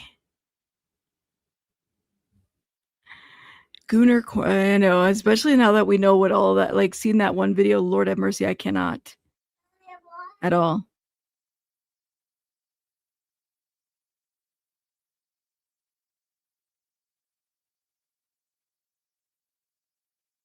Yeah, so put a one in the chat if you had heard about this article before, or is this new? I had seen it and I'm like, I gotta put it in the corner. I hadn't heard anybody read this, but I'm kind of curious. You said a certified gooner. Lord have mercy. Okay, let's keep going. Y'all, and I do apologize if I'm pausing is because I've been live for quite some time. And so I tend to kind of slow down and get tired and start repeating words. So I apologize. You said you had heard about it, Marie? I had never heard about it. That's why I was like, I never heard anybody read this. I gotta read it. Yeah, this is the weird article behind the paywall. Yes, I had to pay for it. You're right. Had you heard about it, Flocho? Did you read it before? Okay, let's keep going. Sophia maintains that she didn't know this user's real age. After all, their profile displayed a badge granted by moderators of servers, showing that they were over the age of 18. Another badge proclaimed #1 fan. A spokesperson for Discord said these server roles are not determined or verified by the company. We require all users to be at least 13 years old and believe that nowhere is our safety work more important than with teens. Well, clearly there's a disconnection. So the Discord gave a statement to Wire. Okay. As sleuths went through the Discord, Sophia's username came up time Sophia's username came up time and again in one conversation from 2024. Sophia seemed to have knowledge of a user named Celeste, referring to her as D4VD's ex. She had theorized that D4VD's bitter is it LG? My house is not a home, with lyrics like, you didn't want to fall in love, you're looking out for yourself now, must have been written about their breakup at that time. She says she believed that D4VD had a new girlfriend with a different username on Discord. Online investigators were convinced that this supposed new girlfriend was actually the same person, a subverse of the doppelganger conspiracy. Oh my God, they went that deep. And it looked to some of them, May and Ghost included, like Sophia was covering for David. Oh man, so they really went after Sophia. But see, I remember seeing some of the Sophia names, I remember reading, I was like, crazy work. You said, I have read it before, not sure where I saw it. Maybe Flojo read it. He's like, is that the one with the weird? Yes. My God, Wendy, thank you so much for becoming a member. Thank you, love. Shout out to you, Wendy. And Barbara Bish, thank you. Girl, I'm gonna need one. Because, like, I'm gonna need one. So we're almost there. I think we'll be, if we don't get done, we'll definitely get done tomorrow. We'll probably finish it, or maybe I'll do a pre-recorded where I add this last part. But thank you so much, Barbara Bish. I appreciate the support. Okay, let's keep going. So they were like, Sophia was covering. Somehow Sophia had something to do with this. Sophia's like, man, what the hell? So the aggressive messages Sophia had been receiving, she realized, weren't just trolling. They were serious. Some of them even death threats. Every time her phone pinged, Sophia's body filled with dread. She became terrified to leave her parents' house. Oh my God. She hadn't told them about the online harassment. She didn't want to worry them. But maybe there were signs. She dyed her hair a different color after the Redditors posted a photo of her from D4VD's Discord server. Oh my God. She thought about getting a lawyer, but she couldn't afford one. Instead, she resigned herself to mounting her own defense online. Oh my God. So what did Sophia do? On the night of September 2022, well, let me ask you guys a question. If you're from the Reddit, do y'all feel that Sophia was covering for, if you guys are watching the replay, or if you're from the Reddit, was Sophia covering for D4VD, or is it like a situation where she honestly just deleted a stream? That's what she did. I have to kind of wonder. Let's keep going. We're almost done, I think. Probably, I don't know, man. She said she had to figure out her own defense. On the night of September 22, she took a deep breath and began responding to accusations on D4VD. And she tried to explain that she helped David delete a Twitch stream because the video had violated Twitch community guidelines. The girl in it, whom Sophia knew to be D4VD's girlfriend, Celeste, made a reference to the sexual assault of children. Sophia had shrugged it off as an awkward joke in poor taste. It never occurred to her that the girl in the same video might have been a minor herself. As for the messages about the missing girl, Sophia insisted she simply didn't see it. She says she once believed that D4VD and the Discord username Celeste had broken up. But now, she too subscribed to the theory that D4VD, growing increasingly paranoid, had convinced Rivas Hernandez to rejoin the server under a different username to conceal her true age and identity. Redditors, including May, followed the thread with skepticism. They began piling into the comments. She and others challenged Sophia's explanation. Sophia was flustered and exhausted. English isn't her first language, and every time she tried to articulate her thoughts, they came out like sludge for others to flee back to her. Never mind that it felt almost impossible to translate the mostly meaningless inside jokes in D4VD's Discord server, like the time a handful of members explicitly made their display names identical to one another, so no one could tell who was who. Wait, they did that? That's like if we all change, oh my God, if we all change the Discord server name, that would be crazy. So it'd be like a bunch of rabbits, except I would have the crown and y'all wouldn't have the crowns on the Discord. So that would be a way to tell the difference, I would say. Right? Okay, let's keep going. But that would drive me crazy. Others might have logged off, but Sophia doubled down. She invited her online haters to join her personal Discord server and ask her questions directly. The thought of it made her buzz with anxiety. She described herself as an antisocial, but also was desperate to be understood. She was upset too about Rivas Hernandez's death and how at least one member of D4VD's closet had known she'd been reported missing. Sophia worried that she failed this 14-year-old girl she'd never met, but now found herself thinking of her constantly. She remembered the sound of the girl in the hoodie, rambunctious laughter in the Twitch livestream, the confidence of her voice. Sophia wondered if maybe the laughter had been masking fear. Sophia, like Sarah, knew that it was what it was like to be preyed upon online. Sophia wasn't much older than Rivas Hernandez, 15 or 16, she thinks, when she was propositioned by an adult on an anonymous video game chat called Omegle. The company shut down in 2023 after settling multiple lawsuits on behalf of minors who alleged they'd met sexual predators on the platform. Oh my God. Sophia hoped that by continuing to talk about D4VD's Discord server publicly, she might encourage other moderators to come forward and share what they knew. if anything, about Rivas Hernandez. May in the Netherlands and Sarah in Oregon were among the small group of Redditors who joined Sophia's server, hungry for answers. At first, Sarah wasn't sure what to think of Sophia's defense.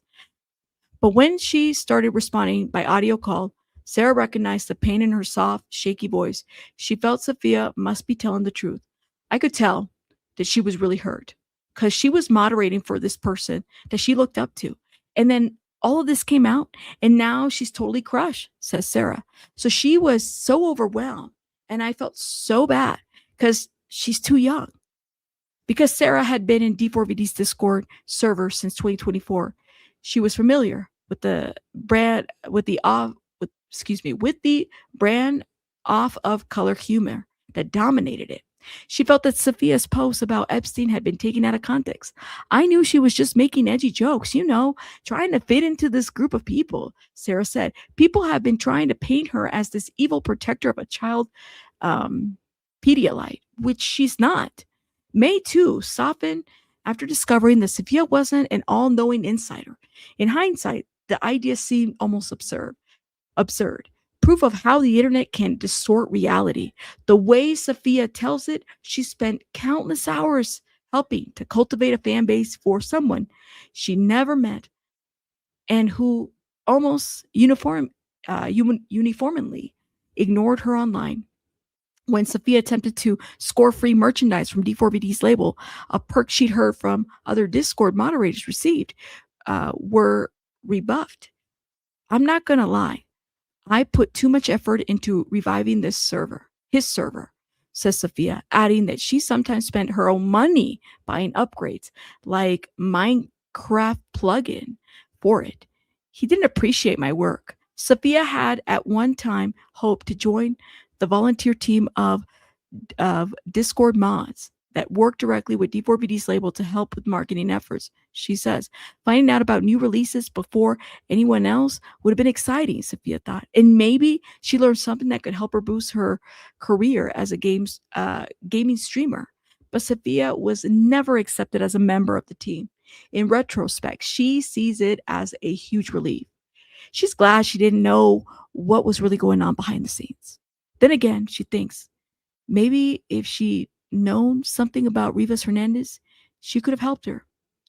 As months dragged on, sleuths grew frustrated and disillusioned with the lack of visible progress from the justice system. Some started to lose hope, others citing D4VD's lyrics. His knife yielding Itami, it's welding. Y'all, I'm getting tired.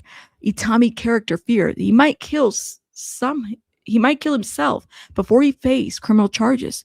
To a lot of the amateur investigators, the online evidence was glaring. And what of the possible DNA that professionals are tasked with collecting, or the surveillance footage that may have been captured by the Tesla cameras? Whatever was causing the case to linger, the LAPD, at least during the course of its investigations, wasn't saying. In fact, the agency had actively taken steps to conceal information about the case. Okay. So in late November 2025, it placed a security hold on Celeste Rivas' autopsy, preventing it from the release to the public. In the statement, the LA County Chief Medical Examiner sharply rebuked the decision. Since becoming the department's head, I've worked on eradicating the practice of placing security holds on medical examiner cases simply by law enforcement request, he said. The practice of security holds is virtually unheard of in other countries and has not been proven to improve outcomes in the legal system. By the start of 2026, some true crime enthusiasts like Amanda, the speech language pathologist in Texas, had already stepped away from the case. 5 minutes and we'll have a tea party. Yes, we'll have a tea party in 5 minutes. All right, hold up, guys. Let me finish this up. All right, hold up. So Amanda stepped away, feeling as if there might never be a satisfying resolution. Amanda had also once been an active member of the Celeste Rivas Hernandez, even going as far as to compile a share 7-page single-space outline of events potentially related to the crime. But she hasn't posted on Reddit in months. She felt alienated by a Redditor she thinks went too far to harass anyone associated with D4VD. Okay. It further goes. In late February, Collins, okay, they're going to Asia, the model and actor who appeared in one of the D4VD's music videos and in many of his photos, posted a statement, oh God, I remember this, on our D4VD Idiots, in which she stressed that she's no longer friends with David and asked for privacy. You guys do not know everything going on as much as you have done digging. I'm also lost as well. The harassment has gotten horrible. I have had people track me at work, stalk me, threaten to kill me, threaten to eat me, chop me up, you name it. Yet people don't know how hard I'm working in silence to bring justice for Celeste Rivas in the way that I can. A couple weeks later, Neil Langston posted his own statement on the Instagram story. I understand due to my silence, I'm not going to read Neo's. We already know Neo's statement. But at the end of the day, this case isn't about me. It is about you. Neither Collins nor Langston responded to Wired requests for comment. Okay. All the while, Sarah and May kept digging. They'd been chatting in a Discord group for months, swapping intel with Sophia and a private investigator named Steve Fisher, whom Sarah had connected with on X after noticing his viral tweets about the case. Together, they shared theories, scrutinized social media posts, and speculated about accounts they believe were secretly D4VD. They say D4VD had been known to use burners and backup accounts under different aliases. When unreleased tracks from D4VD's deluxe album leaked online in mid-March, they wonder if he himself had been responsible. Sarah put together a document cataloging the most suspicious of the new song lyrics. Among them, I've been trying to erase you. It makes me feel like an asshole. Just got rid of my tattoo. I always knew it wouldn't last long. Often the group bemoaned the lack of communication from law enforcement. Why the silence? Why no transparency? Why no charges? What are they hiding? Is this a blown investigation? Fisher posted on X just before noon on Thursday, April the 16th. Less than 6 hours later, Sophia was having dinner with some friends when she got a new Discord message from May. D4VD has been arrested. The moment they worried might never materialize was finally here. Suddenly, without warning, Sophia was overcome with relief. But she also had a ton of questions. And among them, why had it taken the LAPD several months to take D4VD into custody? And had he been hiding out in the Hollywood Hills mansion where he was arrested the whole time? Sophia assumed that he'd gone back to Texas or maybe even fled the country, like she'd seen other suspected murderers do in true crime documentaries. The following Monday, Sophia, Sarah, and May each watched from 3 different countries the time zones and live streams of the Los Angeles County District Attorney's Office press conference, the one held by authorities in the case involving Rivas Hernandez. The sleuths soon discovered, along with the rest of the world, that the case was even more twisted than they'd imagined. Okay, so we know the details. According to the LA District Attorney, LAPD had been investigating D4VD for all kinds of things. We know this. 14-year-old had been a witness in the investigation. I'm not going to repeat the things we already know, guys. Couchman announced that his office was charging D4VD for the first-degree murder. And yes, so this is all his statement. I'm going to keep going down. The day after the press conference, Rivas Hernandez family issued their public statement. We know what that is. And then it goes into May had watched the live stream from her laptop at her school library, where she'd been studying for an upcoming exam. She knew she wasn't going to get any more schoolwork done that night. May couldn't get over the date that Celeste was allegedly killed, the timing of it. May realized coincided with David's aggressive promotion of the latest album. On April 23rd, 2025, allegedly the last day of Rivas Hernandez's short life, David had posted a TikTok of himself dancing and pointing to the vinyl edition of Wither. Your prayers have been answered. It's finally here, he captioned. He giddied in front of... Okay. He giddied... Okay. He giddied... his giddy front-facing camera. Girl, hold up, y'all.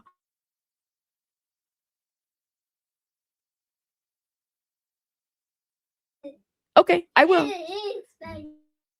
Thank you. This girl. Sorry, y'all. She came over here. She's doing the most. She took my attention. That's why I kept saying, okay. All right, let's finish this up. We're almost there. So, your prayers have been answered, he says. His giddy front-facing camera videos continued over the next several days. It's actually so disgusting to think about that, May says. May and Sarah still haven't given up on their own DIY investigation. Armed with new information from the press conference, they plan to keep scouring D4VD's Discord server and reviewing his old social media posts to see what else they can find. Sophia, on the other hand, is trying to log off. Sometimes it feels like weaning herself off of a drug. At first, it was so hard, she says, but it's gotten a little easier with time. She still gets nervous a lot, but she's been making an effort to go outside more, to touch grass, to get exercise, simple things she never used to do much of. Even when she's in college, she says her internet habits between gaming and streaming and Discord became so time-consuming that she stopped going to class and eventually dropped out. Lately, she's been thinking about going back to school to finish her degree. She used to be a legal assistant, or maybe she used to want to be a legal assistant or maybe a journalist. She likes writing, but not so much talking to people. Now she's thinking maybe a teacher or a nurse. I like kids, Sophia says. Not in a weird way. I like taking care of kids. Someday, I want to be a good mom. If I ever have kids, if she does, she thinks, she'll want to keep them off the internet for as long as possible. Ooh, that was a long article. She says she wants a tea party. Now I gotta go. Thanks, guys. Now I gotta go have tea with the. Now I gotta go have a tea party.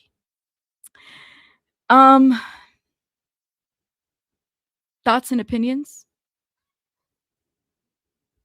That was a lot.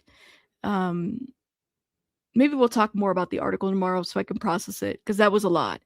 But I need to get my thoughts together about, because we don't really know what was going. We knew that the Discord was a place of like contention and there was different things that were going on. I don't think she knew, but I also think that if I was Sophia, I would feel very guilty about the things, that were going on. You know what I mean? Like, I wouldn't be able to help myself but to feel guilty, knowing that, I don't know, just knowing. Wendy, thank you so much for the $1.99 super chat. Thank you. Joe, thank you so much for the $4.99. Thanks for reading what I didn't have patience for. Hope this will help recoup what you paid for in this article. Yeah, but I thought it was an interesting article. I was like, because it's a perspective very different. And the other thing, I'm always intrigued, right? Maybe this is kind of like my background of like criminology and assessing that human behavior aspect. This guy not only did he attract minors, right, in his Discord, but you're talking about women that are over the age of 29, right? She was 30, 24. There was something about David's music that didn't matter how old you were, that people were attracted to. Even in a song like Romantic Homicide, it was almost like, well, maybe it's the breakup or the ending of something. So I had to kind of wonder about that. But I would have to say, I'll process this a little bit more tomorrow and think about maybe what I want to say, because there's so much. I'm a little tired though. Thank you so much, Flojo, for the $4.99. Joe Mama, taco bar to go with a drink, girl. Right? I need one. Definitely. Thank you, Joe Mama. Poetically speaking, thank you so much for the $5. Enjoy the tea party. Yes, can I sleep during the tea party? Yeah, I'm gonna go sleep. All right, guys. Let me know what you guys think. I mean, it was a very long article, but let me know what you guys think. Yeah. I'll tell you all what I think tomorrow. All right. You guys have a great night. Bye. Bye. Thank you for hitting the like button. Shout out to everybody that supported. Bye, guys.